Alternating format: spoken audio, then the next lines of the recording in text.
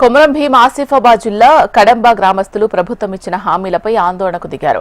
గ్రామ పంచాయతీ కార్యాలయాన్ని ముట్టడించారు. తమకిచ్చిన హామీలను నెరవేర్చిన తర్వాతనే గ్రామంలోకి రాజకీయ నాయకులు రావాలని హుకుం జారీ చేశారు. వృద్ధులు, వికలాంగులకు నెలకు 4,000 పెన్షన్ ఇవ్వాలని, కొత్త పెన్షన్దారులను జాబితాలో చేర్చాలని డిమాండ్ చేశారు. ఆ తర్వాతనే స్థానిక సంస్థల ఎన్నిక నిర్వహించాలి అన్నారు. అప్పటి వరకు తమ దగ్గరకు ఏ రాజకీయ నేత రావద్దని హెచ్చరించారు. పెన్షన్దారులకు నూతన పెన్షన్లు మంజూరు చేయాలని ఈరోజు మన కడంబ గ్రామ పంచాయతీలో ముట్టడి కార్యక్రమం చేపట్టినాం. గత 2 సంవత్సరాల 2 నెలలు అవుతుంది కాంగ్రెస్ ప్రభుత్వం అధికారంలోకి వచ్చి.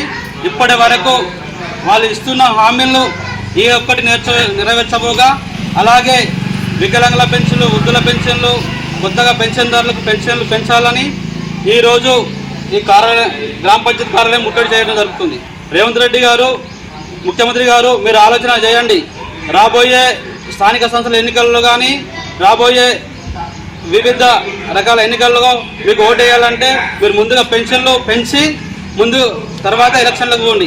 మీరు చేయాల్సిన పనులు చాలా ఉన్నాయి. ఎన్నో 400 హామీలు ఇచ్చి ఇప్పటి వరకు ఏ ఒక్క హామీని కూడా నెరవేర్చబోగా స్కూళ్ళల్లో ఉపాధ్యాయుల కొరతలు ఉన్నది, గ్రామ పంచాయతీలలో నిధుల కొరత ఉన్నది. ఇంకా ఎన్ని రోజులు చూడాలి?